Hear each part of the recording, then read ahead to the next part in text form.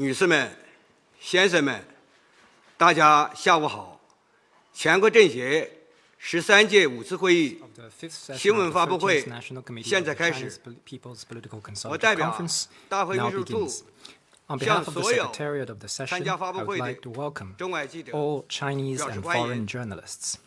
按照大会疫情防控工作的要求，本次发布会 The press conference today is held via video link. The main venue is set up in the press conference hall in the Great Hall of the People.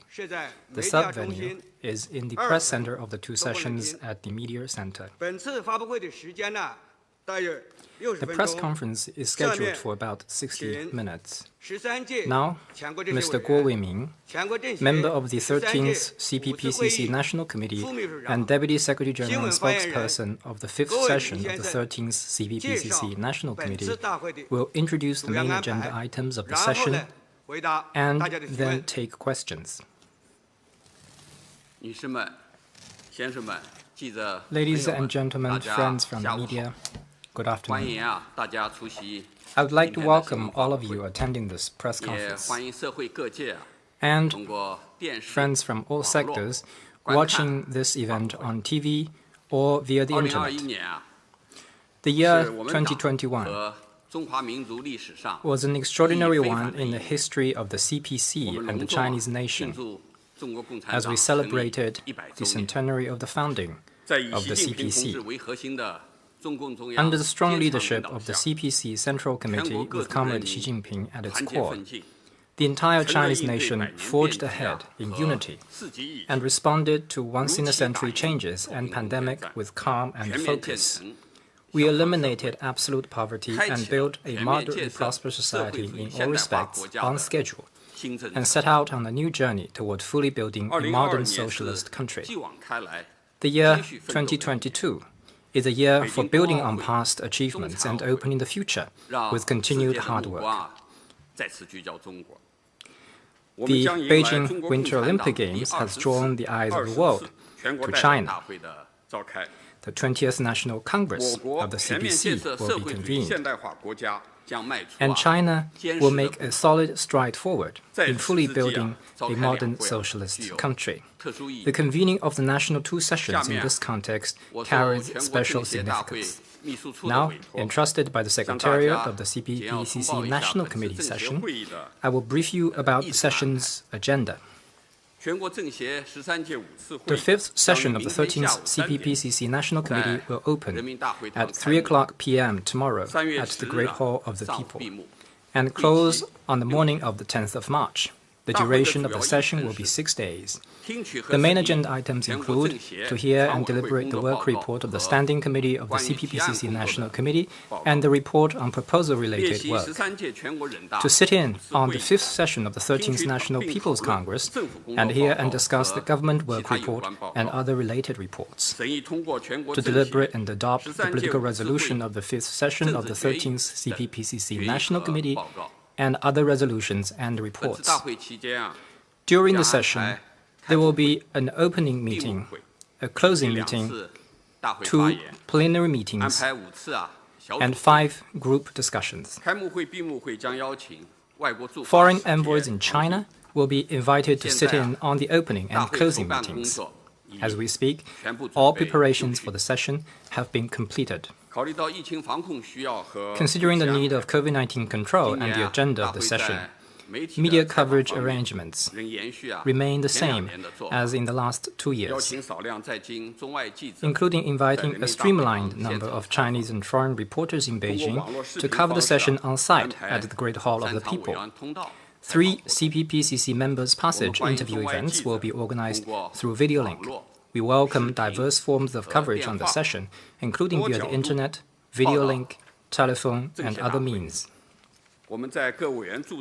We have set up online video interview centers in all resident hotels for CPPCC National Committee members. The press group of the session and press liaison officers at resident hotels will provide services and facilitation to Chinese and foreign reporters.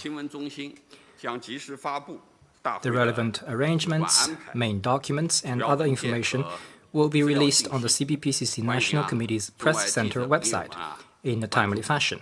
You're welcome to follow the online updates. Now, I would like to take questions regarding this session and the work of the CPPCC. Thank you. 好，现在开始记者提问。提问前呢，请先通报所在新闻机构的名称。建议呢，每位记者只提一个问题。Please identify your media affiliation before asking your question. Please raise your hand to let us know you have a question. 北区第3排。城北乙的监有哪些 The year 20 landscape and heavy time being conducted in its question in its standing committees as we celebrate to perform the role as a specialized instances we have guided by was in celebration to review the history of socialism of the 19th. We also organize members at the all special CPPCCs we have stepped up and strengths development period. We organized special meetings and online consultation events focusing on major. This means that governance system, expert consultations, and rural functions as an out. We formulated a 5-year special committees tasked to 5-year plan to facilitate execution of policies in order to ensure that these policies are fully implemented. Our members also carried out more than 120 pragmatic and efficient research programs in various forms. We have expanded report channels on social conditions and public sentiment, presenting a range of high-quality reports on improving the business environment, on Beijing Winter Olympic Games and Paralympic Games, as well as on vaccination programs. The work at the CPPCC is becoming more vibrant, pragmatic, and efficient. Thank you. 谢谢发言人，请大家继续提问，请举手示意。请南区第2排第2位男士记者啊，男记者提问。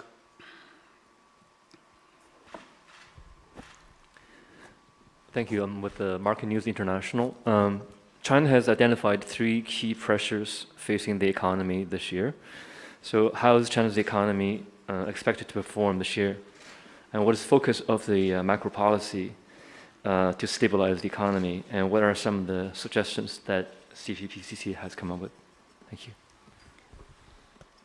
美国国际市场新闻社，今年中国经济面临3重压力，预期中国经济今年表现如何？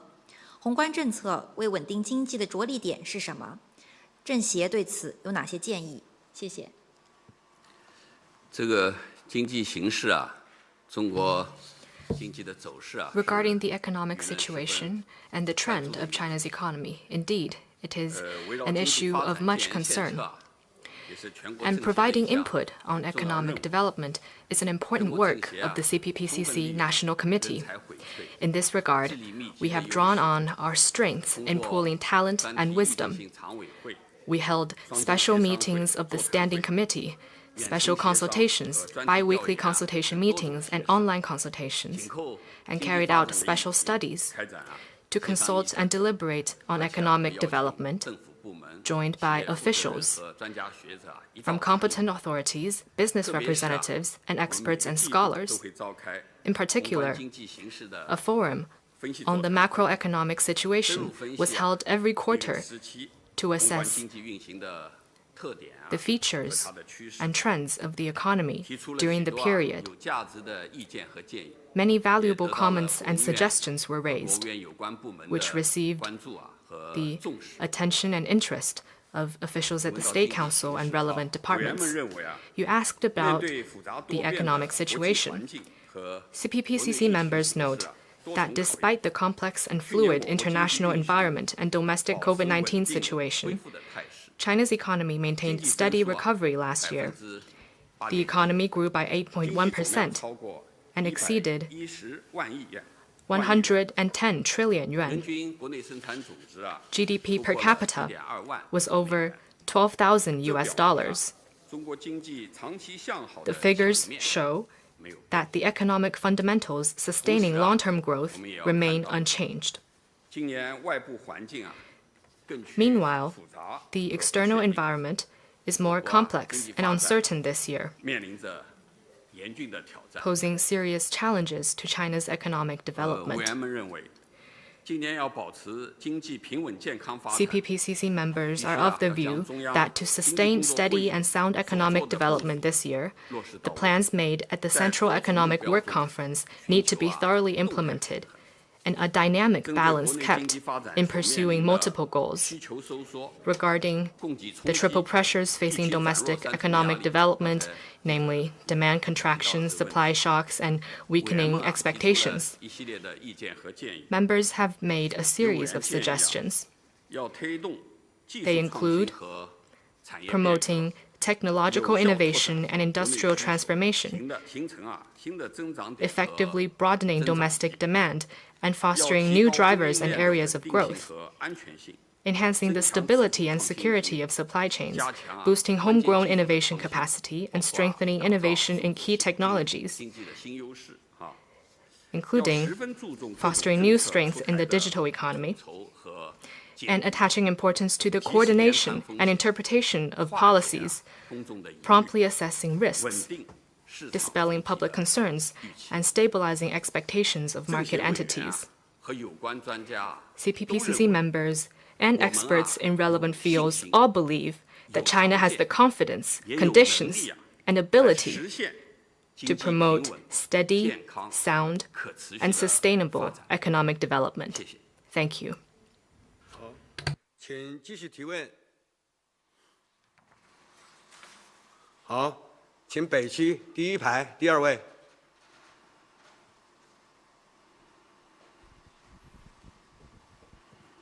谢谢主持人，发言人您好，中央广播电视总台央视的记者。那我们注意到，在过去的2021年，中国外贸进出口的规模是达到了6.05万亿美元，是创了历史新高。但同时，我们也是注意到，由于全球疫情持续反复等外部环境的变化，其实整个外贸运行的基础并不牢固。所以想请问您的是，如何看待今年中国的外贸形势？另外，在多措并举稳外贸方面，全国政协开展了哪些工作？谢谢。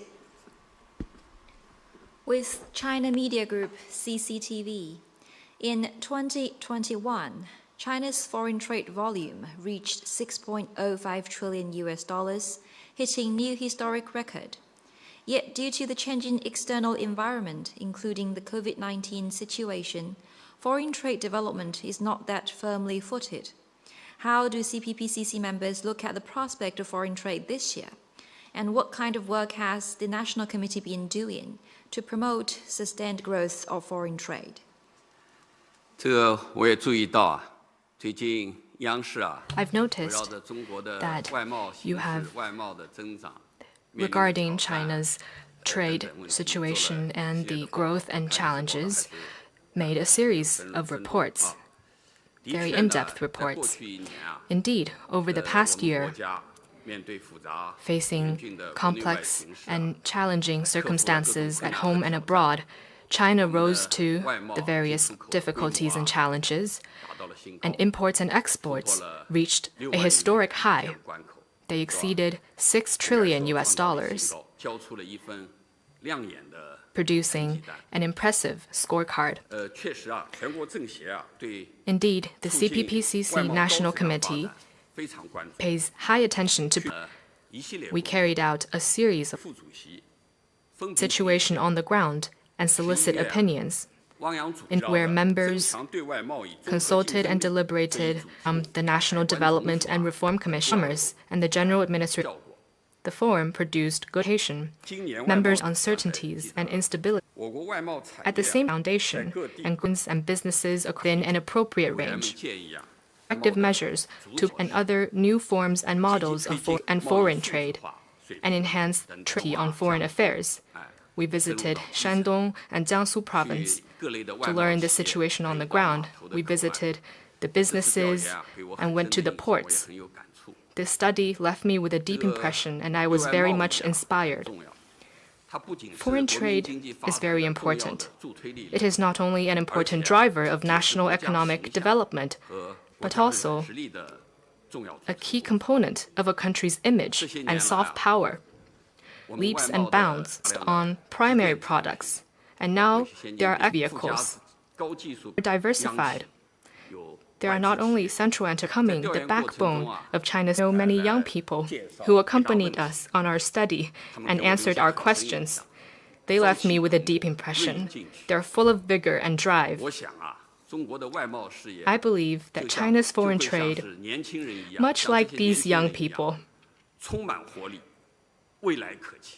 is brimming with energy and full of promise. Thank you. 请大家继续提问，请举手示意。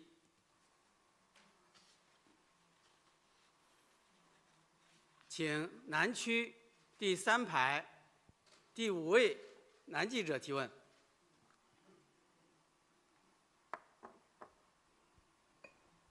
谢谢。Hi, I'm with Bloomberg News. I wanted to ask a question about China's dynamic zero policy for COVID. That policy has largely kept China free of widespread infections and deaths. But as we go into the 3rd year of the pandemic, and with more and more countries around the world opening up, is it time for China to consider some of its own changes? If China continues to pursue COVID zero, could the economic costs become greater? Could it stop people-to-people exchanges between China and the rest of the world? What do the members of the CPPCC think? Thank you.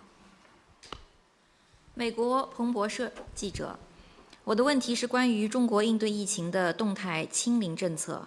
该政策很大程度上防止了在中国出现大规模感染和死亡病例，而随着疫情进入第3个年头，越来越多的国家逐步开放，中国是否需要对国内防疫政策做出相应的调整？如果中国继续坚持动态清零政策，经济成本是否会上升？而该政策是否会阻碍中国与世界之间的人员交往与互动？全国政协委员对此怎么看？谢谢。这个疫情防控政策啊，是国内外舆论都 COVID response policy has attracted much attention from within and without China. As we have all seen throughout our response to COVID-19, under the strong leadership of the CPC Central Committee with Comrade Xi Jinping at its core, China has always placed the people's life and health front and center. Continuous efforts have been made to prevent both case importation and domestic resurgence, and actions taken promptly to stem local transmission whenever cases are detected. Such all-round solid response has produced significant results. Over the past 2 years, members from such sectors as medicine and health and science and technology have played an active part on the front line of pandemic response. Many of our members have been fighting the virus on the front line, and at the same time, they conducted research and discussion on the relevant policies and contributed ideas. Members hold the view that since COVID response measures were regularized, China has been able to handle local clusters decisively, based on the specific situation, and control transmissions very quickly. There has been a fairly good coordination between COVID-19 control and social development and livelihood protection, and economic growth has been sustained. Members noted that in some countries, even in some developed ones, the pandemic resurged repeatedly. Medical resources were stretched, and the numbers of severe and fatal cases increased. They have very good medical facilities, but the resources were stretched, which led to the increase of number of severe and fatal cases. China is a developing country with 1.4 billion people. If it didn't take effective measures, there would be unimaginable consequences. Members believe that progress made in COVID-19 response shows that our policy fits China's national conditions and follows the law of science, and that our anti-COVID measures are cost-efficient and effective. China's policy embodies a people-centered philosophy and reflects the strength of its socialist system. In the next step, we must closely monitor and assess the COVID-19 situation at home and abroad, and make science-based and targeted responses to better control the pandemic with lower social cost, so as to ensure sustained, sound, and steady economic and social development. You have also asked about the impact of China's COVID policy on international exchanges. I have seen reports that question the role of China's COVID policy on the global industrial and supply chains. I think some of the conclusions were misled. Thanks to the right measures adopted to meet the COVID challenge, China has taken the lead in restoring economic growth and helped keep global industrial and supply chains largely stable. I mentioned a few figures on foreign trade. Last year, both China's foreign trade volume and international market share scaled a historical new high. This has injected a strong impetus to the recovery of global trade. Here, I'd like to refer to another group of figures regarding China's contribution to global fight against COVID-19.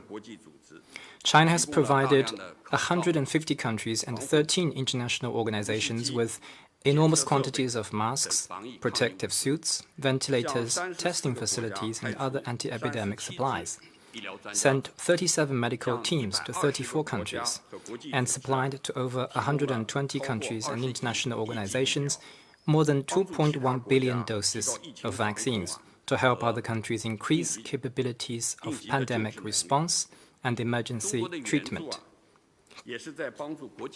China's assistance is also helping the international community overcome the difficulties and restore normalcy.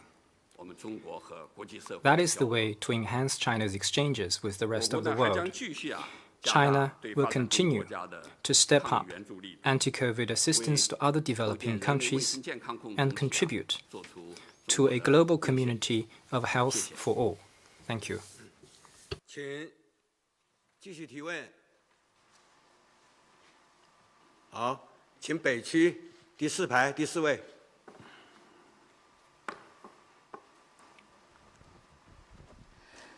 谢谢主持人。发言人你好，我是澎湃新闻的记者。我们从媒体报道中呢看到，政协开展了各种形式的协商履职活动，哪些成效呢？谢谢。In fulfilling its duties in consultation. For your reporting of General Secretary work, create democracy. We are taking more efforts on improving the quality. A follow-up to assess the quality of our consultations, expert consultees' role as teachers. Mechanism to be forms, including online being carried out in a way that contributes to better performance of duties and to members' capacity building for better consultation and deliberation. You have covered our online consultations a lot. Through online formats, we're able to transcend space and time and communicate with members and organizations at subnational levels. Sometimes we'll also make field trips, especially in the context of pandemic response. Such online consultations will increase our efficiency. Our reading program has been fruitful. More and more members are participating in the reading program with more diversified forms of activities. There are also an increasing number of discussions which not just help enhance our knowledge, but also enhance our ability to perform duties. Sometimes we will bring up a subject in a reading group for further discussion in order to facilitate consensus building, which in turn will be conducive to our performance of duties. All these that I pointed out have helped increase the efficiency and effectiveness of our work. With regard to matters of major concern, that you're interested in, there is another creative step known as subject-specific briefings. We invite officials from relevant ministries to give briefings on matters and answer questions that will help members get a better understanding of major policies and get updated on the latest developments. This is also interactive, I would say. The members would raise questions, including those that they collect from the society, to officials from relevant ministries. Through such interactions, the members are in a better position to communicate policies, give explanations, and build consensus. We arrange at least one such event per month. I usually take part in these activities, including on high-quality development of the western part of China and reform in rural areas. These interactions are very meaningful. These and other creative steps have further improved the quality of consultations and deliberations. The suggestions made have become more targeted and deliverable, many of which are adopted as policies, highly conducive to relevant work. There are numerous examples. For instance, the Economic Affairs Committee, over the years, have focused on improving the business environment and supporting micro, small, and medium enterprises and conducted researches. Last year, they made field visits to 130 companies and conducted researches, producing a report on 115 specific concerns voiced by companies. Relevant office at the State Council has set up a work log afterwards and instructed over 30 competent departments to come up with measures for improvements accordingly. This is highly effective, I would say. Last year, with democratic oversight in place, the Economic Affairs Committee have focused on improving business environment. Researches were done in groups independently or in coordination with subnational committees. Over 1,700 companies were covered. Moreover, the CPPCC and the All China Federation of Industry and Commerce conducted polling among tens of thousands of companies to understand their concerns. Their report afterwards also raised the awareness and attention of the State Council. Officials from the State Council worked alongside with our members at the CPPCC to work out solutions. There are many other examples in different special committees. I also participated in a deliberation event on improving the parks in the country. I won't elaborate on all of them. Thank you very much. 请南区第4排第4位女记者提问。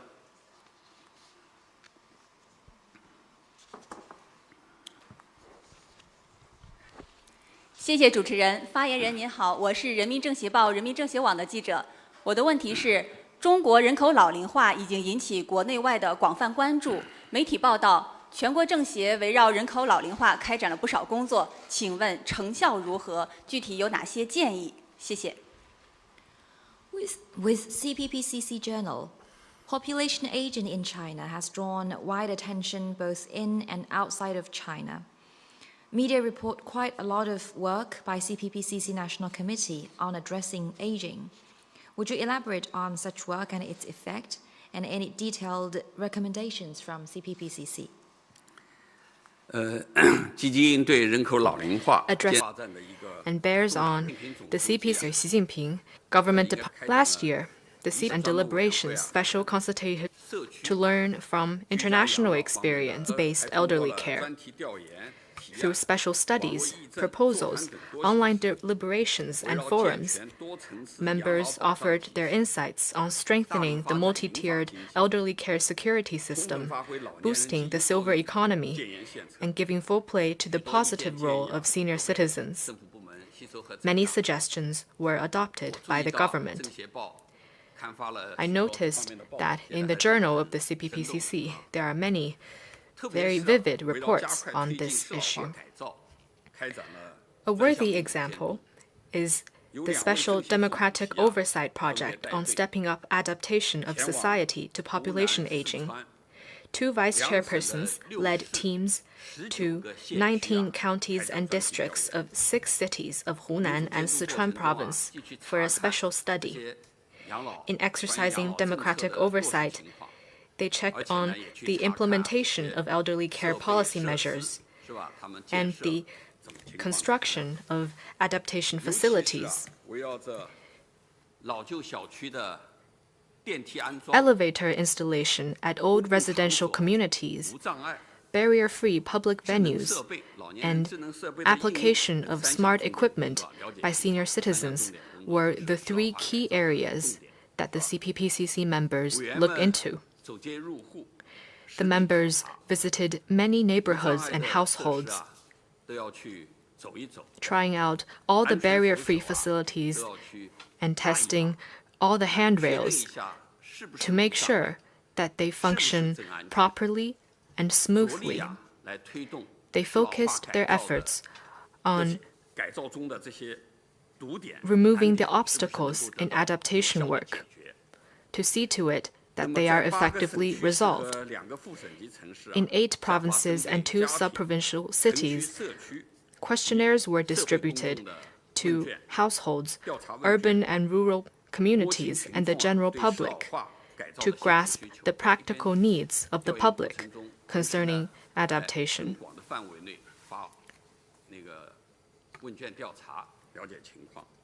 All these are to grasp the situation on the ground and the practical needs. The members then sat down with officials of state council departments and local governments. They briefed them on the results of the study, examined issues, and discussed solutions to help advance adaptation work. This project will go on for 5 years. Last year was the first year of this project, and we will continue to make earnest efforts to follow through on our work. And will work with all parties to provide the elderly with a greater sense of fulfillment, happiness, and security. Thank you.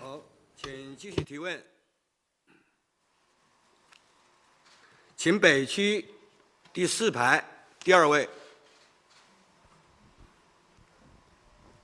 谢谢主持人。发言人您好，我是中国日报记者。在美国召开民主峰会前夕，中国发表了中国的民主白皮书，强调中国实行的是全过程人民民主。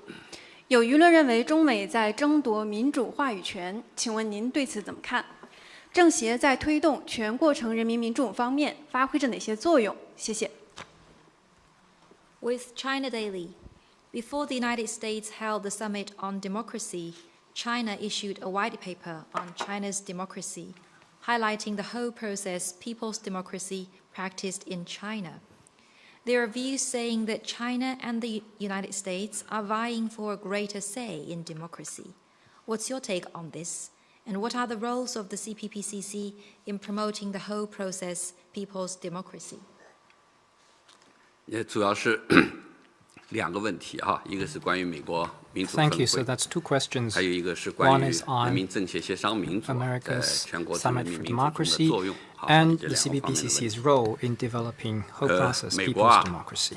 在自身 Now, 国内问题 the 矛盾 United 重重， States is facing many 美 problems 式民主啊 at 饱 home, 受 and the 诟病的 American 情况 style 下， democracy 召开 is 啊 under a lot of 所谓 criticism. 民主峰会 Yet 峰 it 会， still went on to 无非啊 convene the so-called 是为 Summit 了 for 拉帮 Democracy, 结伙， only to 打压他 create 人， exclusive blocks, 分裂世界， suppress other 维护 countries, 啊 and 其 divide the 霸 world 权地位。 so as to maintain its hegemonic position. 我想指出啊，民主的 Let 样 me 式 point 是 out that 多元的， democracy comes 不是 in diverse 少数 forms. 国家的 It is 专 not 利。 the privilege of a 各 few 国的民 countries. 主制度应该由 The 各国人 democratic 民 system of 根 each 据 country 自己的国情啊 should 来 be 自主 chosen 选 by 择， its people according 适 to 合 its 的 national 才 conditions. 是最好 The 的。 best system is the 记 one 者 that 朋友们 fits. 啊，可能注意到了，最近一家知名的国际公关公司搞了一个民意调研，他们的调查显示，在包括美国等西方国家在内的28个受访国中， that among 28 countries, including the United States and other Western countries, the Chinese people have the highest trust in government, with more than 90% giving a positive feedback. In the US, less than 40% say they trust the American government. This is truly stark contrast. While some Western countries are facing a myriad of chaos in social governance and their people getting increasingly discontent, they're still trying to impose their so-called democratic model onto other countries through color revolution, which has caused devastating consequences. The United States is using the name of democracy to serve its self-interests. This is becoming crystal clear to the whole world, and the fair-minded people can make the right judgment. In China's development over the years, a political system of socialist democracy with Chinese characteristics has been formed by exercising law-based democratic election, democratic consultation, democratic decision-making, democratic management, and democratic oversight. China has opened the path of whole process, people's democracy. The system has helped boost long-term economic and social development, improve people's lives, and attain social and cultural progress. You also asked about the CPPCC's role in whole process people's democracy. The CPPCC, as an important channel for socialist consultative democracy and specialized consultative body, is an important institutional arrangement for developing whole process people's democracy. The CPPCC integrates the functions of consultation, oversight, participation, and cooperation. It promotes science and democracy-based decision-making through democratic consultation,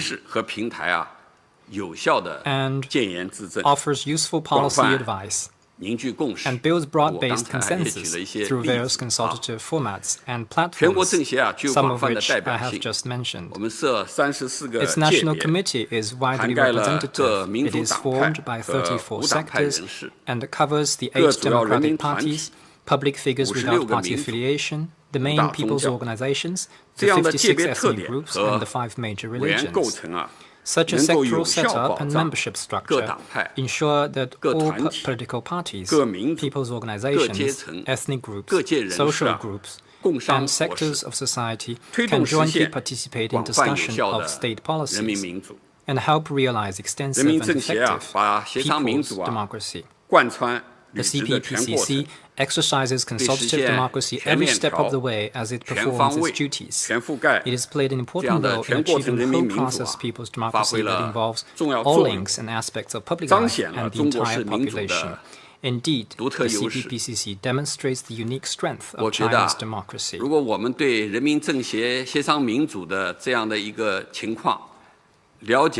I think the more we understand the role of the CPPCC in China's democracy, the more we will learn and understand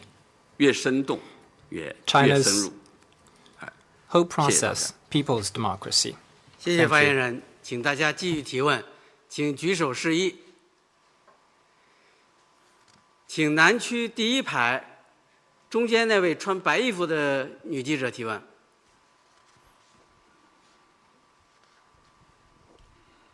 谢谢主持人，谢谢发言人。我是来自香港凤凰卫视、凤凰网和凤凰秀的记者胡玲。我们非常关注的呢是香港的疫情，因为现在香港疫情真的是十分的严峻。那我自己包括在香港的一些同事呢也都有感染。我知道港区全国政协方面也是有人确诊，那不能够这次上京参会啊。不知道他们的缺席会对今年两会相关议题的讨论会造成影响吗？在帮助香港抗击疫情以及尽快的恢复社会经济发展方面，我想知道全国政协做了哪些具体的工作。另外，同样也是受到疫情的影响，我们知道香港特区行政长官的换届选举这次呢也是被推迟了。那我不知道发言人您如何来看待完善香港选举制度之后出现的这些变化？谢谢。With Phoenix TV, the COVID situation is quite serious in Hong Kong and has drawn a lot of attention recently. Some of my colleagues are also infected. Some members of the CPPCC National Committee from the Hong Kong SAR cannot make it to this session in Beijing also due to COVID-19.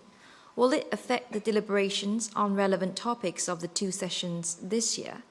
And what are some of the specific work the National Committee has been doing in helping Hong Kong with COVID response and economic and social development?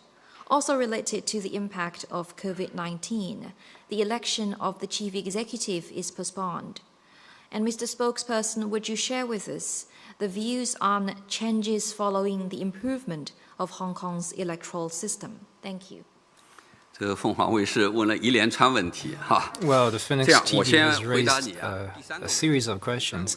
Let me address your last question first. 关于新选举制度以后的情况啊。 Regarding the electoral system.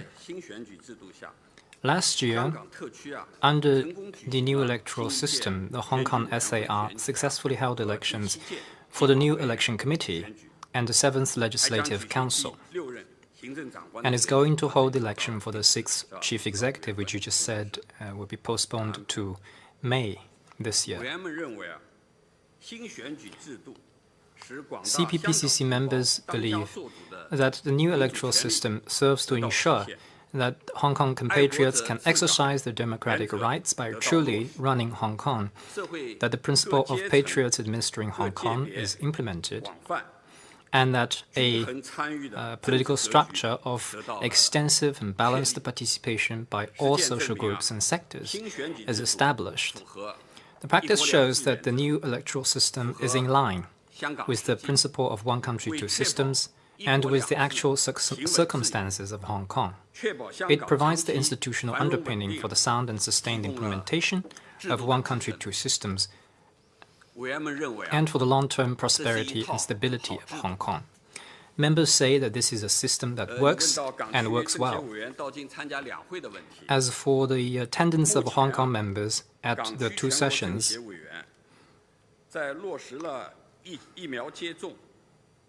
so far, according to the COVID protocols of the two sessions, having observed the required measures including vaccination, health monitoring and testing, members who meet the health requirements will attend the session in Beijing. Some of them have arrived already, some are on their way and will arrive very soon. The relevant working group of the session has received proposals and interventions submitted by Hong Kong members. Some members couldn't make it to Beijing due to health reasons or COVID restrictions, and a dozen others are now working hard on the COVID frontline in Hong Kong. They still need to continue their work to battle the virus. They have all asked for leave following the due procedure,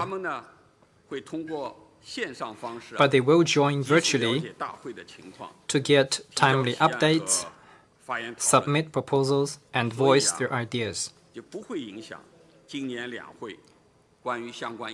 They will participate in the relevant discussions unhindered. I hope that has addressed your question.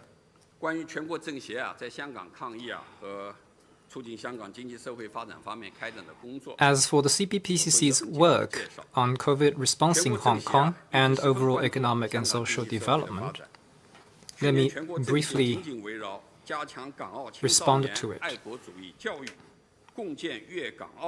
Last year, the committee held discussions on strengthening patriotic education among the youth in Hong Kong and Macau, on developing Guangdong-Hong Kong-Macau cooperation platforms, and on improvement of employment and entrepreneurship policies for Hong Kong and Macau residents in the mainland, among other important topics. These discussions were held in the forms of bi-weekly consultation meetings, experts' consultations, and briefing sessions on issues of major concern. By exercising democratic oversight and organizing inspections and visits, the National Committee has actively contributed policy advice and built extensive consensus. It has played a proactive role in supporting Hong Kong's integration into China's overall development and in promoting long-term stability, and prosperity in Hong Kong. Right now, indeed, Hong Kong is facing a highly challenging COVID-19 situation, which has brought a serious impact on the safety and health of the people, as well as the economy and livelihood in Hong Kong. President Xi Jinping cares very much about the safety and health of Hong Kong compatriots and the COVID response in Hong Kong. The central government and the relevant bodies in the mainland are working all out to assist Hong Kong, which has been extensively reported in the media. The National Committee and CPPCC members pay great attention to the pandemic situation in Hong Kong and actively support its COVID response by various means. Hong Kong members perform their duties with earnest and stand in solidarity with all sectors in Hong Kong to overcome the difficulties. They have contributed in various ways to help Hong Kong beat the virus at an early date. We are confident that with the strong leadership of the central government, with the great support of the whole nation, and with unity and solidarity of the SAR government and all sectors of society, Hong Kong will achieve the ultimate triumph. Thank you. 继续提问。好，请北区第2排第4位。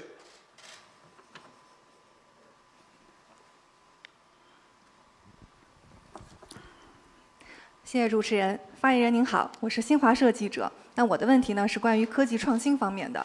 近年来呢，我国科技发展是突飞猛进，但是在一些关键核心技术方面却受制于人，情况令人关注。那我们知道全国政协是有不少科技界的委员，请问如何看待这个问题呢？那在促进科技自主创新方面又开展了哪些工作？谢谢。With Xinhua News Agency, my question is on innovation in science and technology. In recent years, China has made rapid progress in science and technology, yet in some key technologies, there are still restraints, and this causes concerns. Quite many CPPCC National Committee members are from the science and technology community. How do they look at this matter, and what are some of the work in facilitating homegrown innovation in science and technology by the CPPCC National Committee? 的确啊。 科技创新问题啊，是我们国家发展。Indeed, technological innovation is an important issue in the development of our country. It is also an important item in our deliberation efforts. I'm reminded that the Chinese space expedition trio are now at the moment traveling on the Shenzhou 13th spacecraft to explore the universe. We commend their efforts. We were told by former astronaut Yang Liwei, a CPPCC member, that the space station is a national platform for outer space experiment. The trio's journey is record-breaking in a number of ways, including having the longest stay in orbit. They're also conducting studies in the outer space. This is of milestone significance. In recent years, there have been notable technological achievements in China. For instance, Chang'e and Tianwen spacecrafts and the Xihe satellite are making expeditions deep into the outer space. Quantum information and stem cell research are making trailblazing progress. 5G and high-speed railway are making our lives more convenient and comfortable.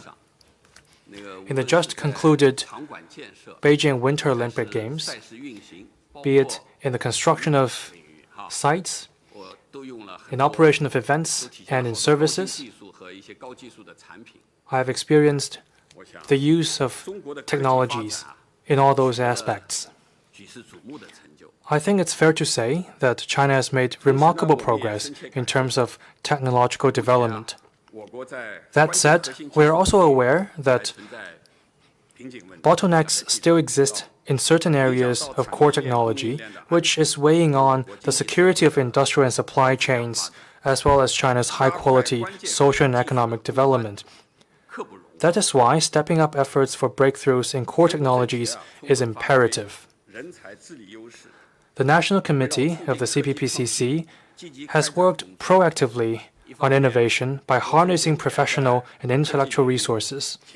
There are many CPPCC members who have dedicated themselves to explorations in science and technology. They are important forces in our innovation efforts. At the same time, a lot of members are encouraged to give suggestions on technological development. Last year, we convened special meetings of the Standing Committee, bi-weekly consultation meetings, and sector-specific consultation meetings. We organized subject-specific and initiative-driven researches and had in-depth discussions on a range of issues to pool wisdom and thoughts. With regard to key and tough issues in innovation, our members have put forth many inspiring ideas, including on better handling the relationship between government and the market in resource allocation, cultivating young professionals in technology, and actively integrating into the global network of innovation. Numerous proposals were taken into account in decision-making by certain departments, thus helping to advance relevant work. Thank you. 谢谢发言人，请大家继续提问，请举手示意。请南区第3排第3位记者，男记者提问。谢谢主持人。发言人好，我是中国青年报、中国青年网的记者。我们注意到今年的就业面临的压力很大，特别是高校毕业生首次突破1000万。请问怎么看待今年的就业形势？在稳定和促进就业方面，全国政协开展哪些工作？谢谢。With China Youth Daily, we've noted that employment pressure is quite big this year, in particular considering that the number of college graduates will exceed 10 million for the first time this year. How do you see the employment situation? What about the work of the CPPCC National Committee to promote employment stability and job creation? Thank you. 中青报记者问了一个关于就业的问题哈。You've asked about employment. 这是大家关注一个重要问题，因为就业问题啊，关系到千家万户，是吧？而且你讲到大学生就业，那么据统计，今年大学生就业有将近1076万，这也是高于往年，确实是面临着较大压力。对这个问题啊，政协委员们也十分关心。去年围绕着解决就业问题，政协委员的提案就超过了110件，包括涉及到加强高校毕业生精准就业服务。 attaching importance to the effect of new infrastructure construction on jobs, and prioritizing stable employment. They also, through multiple means, consulted and deliberated on the issue. Members recognize that last year, the number of new urban jobs and the surveyed urban unemployment rate were both better than expected, and the employment situation was stable on the whole. But indeed, like you just mentioned, there is quite some pressure on jobs this year. At present, the economic situation at home and abroad remains complex. There are increasing uncertainties and instabilities, and China faces such issues as a large aggregate and prominent structural imbalance in its state of employment. Members note that this year there are also favorable conditions for keeping employment stable. The steady recovery of the economy and the boom of new industries and business forms steadily create new jobs. The CPC and the government pay high attention to employment and have introduced a series of policy measures. We believe these policy measures will make a big difference. Regarding how to secure and promote employment, CPPCC members point out that college graduates, migrant workers, and people in difficulty are key populations that deserve special attention, and they suggest enhancing targeted assistance. For college graduates, channels of employment need to be broadened and expectations guided as appropriate to help them find jobs in the market provided by the non-public sector. For migrant workers, especially those lifted out of poverty, there needs to be more reputable labor service providers and enhanced vocational training and rights protection to make their employment more stable. Our Committee on Agriculture and Rural Affairs has also carried out a series of work to help the migrant workers. For people in difficulty, employment assistance needs to be provided to help ensure that their basic living needs are met. This year, the National Committee will continue to treat employment as a high priority in our consultation and deliberation. We will organize a special meeting of the Standing Committee and discuss the implementation of the Jobs First policy by pooling insights and building consensus. It takes the efforts of all parties, including government, business, and sectors across society, including our young people, to address the issue of employment. We also hope that our friends from the media, including China Youth Daily, can participate in helping address this issue through your coverage. We believe that as long as all parties work together, the goal of keeping jobs stable will be achieved. Thank you. 请继续提问。好，请北区第二排第一位。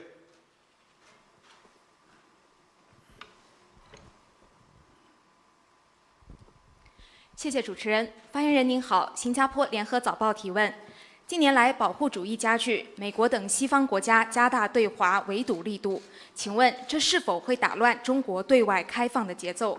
中国会如何坚持扩大对外开放的政策？那么，全国政协在中国的政治和外交方面又能发挥什么实质性的作用？谢谢。With 联合早报 from Singapore. In recent years, protectionism has been rising. Western countries like the United States have intensified containment on China. It is disruptive to China's pace of opening up. How will China pursue its policy of expanding opening up? And what substantive roles does the CPPCC National Committee play in China's political and diplomatic life? 谢谢哈，谢谢联合早报提问。这个现在啊，的确呢，国际形势严峻复杂。Indeed, 就在国际社会啊， complex situation 必须要加强团结，共同应对挑战。 At a time when the international community needs solidarity in its collective response to global challenges, some countries choose to go on creating small groups or blocs, attempting to draw ideological lines and divide the world. This is against the trend of the times and is unpopular. Opening up is China's fundamental state policy. General Secretary Xi Jinping stressed on many occasions that China will continue to expand high-level opening up. A lot of National Committee members have been working on external relations for years. They believe that over the years, China has rolled out a set of policy measures that are conducive to greater opening up. We have eased market access and kept shortening the negative list for foreign investment.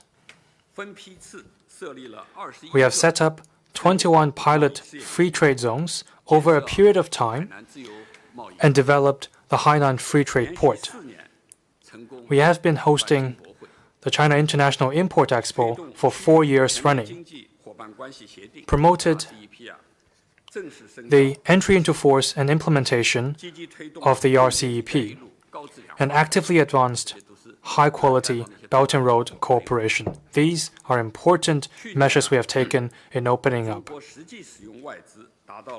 Last year, China's utilized foreign investment was RMB 1.15 trillion yuan, another record high. This indicates the level of confidence foreign investors have in China's opening up measures, business environment, and growth prospect. Going forward, we will continue taking concrete steps to expand high-level opening up and working to build an open world economy.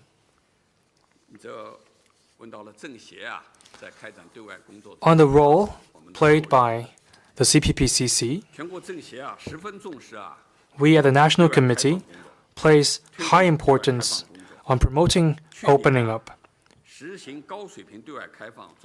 Last year, high-level opening up was included in the discussions at the special meetings of the Standing Committee as an important item. On such issues as opening up in the financial sector and Belt and Road cooperation, there were thematic symposiums. We also convened briefings on matters such as high-quality development of pilot free trade zones.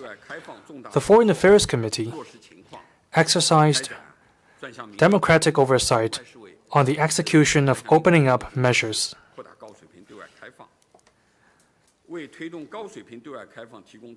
Such oversight conducted by the committee helps boost high-level opening up and will continue for 5 years running. You also asked about the external engagement by the National Committee. Let me share with you a few points. Last year, we overcame difficulties posed by the pandemic and conducted work through various channels.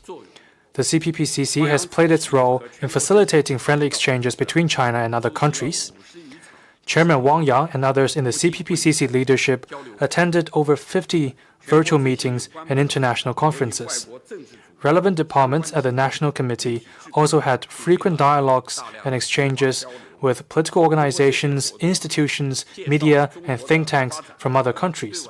Through these engagements, the National Committee has been able to elaborate on China's development, share experience, and exchange views, contributing to new progress in deepening mutual understanding, boosting friendship, and advancing practical cooperation between countries. Thank you. 请继续提问。由于时间关系啊，下面是最后一个问题，请大家举手。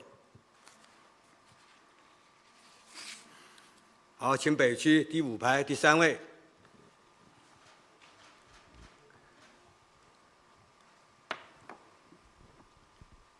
谢谢主持人，发言人好。中国新闻社记者提问：北京冬奥会已经圆满落幕了，运行得非常成功得到了国际奥委会多国代表团团长和运动员的点赞。明天冬残奥会马上就要开幕了，大家很喜欢的雪容融呢也要上岗了。请问发言人对此有何评论？谢谢。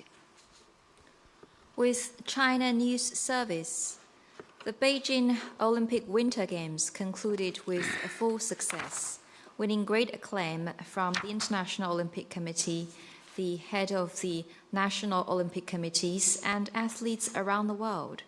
Tomorrow, the Paralympic Winter Games will open, and Xue Rongrong will be off to work. So, what's your comment, Mr. Spokesperson? 这个中新社问了一个冬奥会的问题就我也很想说一下。 China News Service asked about the 这个 Winter 北京冬奥 Olympics. 会2月20号落下了帷幕。 The Beijing Olympic Winter Games came to a successful conclusion on February 20th. 克服新冠疫情 Despite the impact of 兑现了 COVID-19, 对 China 国际社会的 fulfilled 庄严承诺， its solemn 向 pledge 世界 to the international 奉献了一 community 届 and 简约 offered the、 安 world 全、 a 精彩 streamlined, 的 safe, 奥运盛 and 会。 splendid games. 北京冬奥会给 The 我们 Beijing 留下 Olympic 了许 Winter 多 Games 深 left 刻的 us 印象 with 和 deep 美 impressions 好的回 and 忆。 wonderful memories. 来自世界各地的 Young 年轻 athletes 运动 from 员 around the 在 world 赛场上 strove for excellence and challenged their limits while offering each other encouragement, solidarity, and friendship. The supporting work teams and staff worked meticulously and devotedly to ensure a smooth running games. Tens of thousands of volunteers gave up their holidays and worked around the clock. And with their sincerity, hospitality, and professional and thoughtful services, they won wide acclaim. All of them are full of youthful vigor. They showed mutual understanding, worked in concert, challenged themselves, and pursued excellence, perfectly embodying the Olympic spirit. When we think about the Olympic Winter Games, I'm sure we're all reminded of wonderful episodes of seeing the athletes from around the world hugging each other in joyful tears, congratulating each other or encouraging each other. And there are many people working behind the scenes, dedicating themselves, including the people who received the guests, who served them, as well as the people who cleaned the venues for the ice and snow sports, the people working at the customs on quarantine and inspection. We are touched by media coverage of their dedication, as well as the technicians providing support. Of course, volunteers left us with a deep impression with their smiling faces. They not only moved Chinese people, but also athletes from around the world, our international friends. I think it's fair to say that they left a deep impression on the world. The Beijing Olympic Winter Games have contributed to exchanges and mutual learning among civilizations, promoted solidarity, and the confidence and determination of humanity to tackle global challenges together. The Games have popularized winter sport among many households, greatly enhanced the development of China's winter sports sector, and improved the infrastructure where the Games were held, injecting dynamism into local socio-economic development. The Beijing Olympic Winter Games has brought joy to not only China, but also the world at large, and filled us with hope for the future. The success of the Games is the result of hard work, selfless dedication, and concerted efforts of people of various sectors. There are many CPPCC members from the sporting community and from such areas as technology, culture, medicine and health, and the media. They pitched in various ways. A lot of them contributed their insights in preparations for the Games. A lot of them worked on the ground during the Games and played a positive role. They contributed their wisdom and strength to a successful Olympic Winter Games. The Beijing Paralympic Winter Games will open tomorrow. Like you just said, Xue Rongrong is off to work tomorrow. And athletes from around the world, the para-athletes, will strive and shine on the sport venues. The Beijing Paralympic Winter Games will showcase these athletes, their perseverance and tenacity, and play a positive role in promoting the cause of persons with disabilities. Let's follow the Paralympic Winter Games just as we followed the Olympic Winter Games. Let's show our love for Xue Rongrong just as we did for Bing Dundun. We should give Xue Rongrong a warm welcome as it goes off to work. Let's cheer together for the athletes and for the Paralympic Winter Games. We should continue to offer our care and support to the development of the cause of persons with disabilities and make concerted efforts to foster an atmosphere across society of respect, understanding, care, and assistance for persons with disabilities. Finally, we wish the Paralympic Winter Games a full success. Let's work together for a shared future. Thank you. 谢谢。好，新闻发布会到此结束，谢谢大家。Concludes. Thank you. 谢谢大家。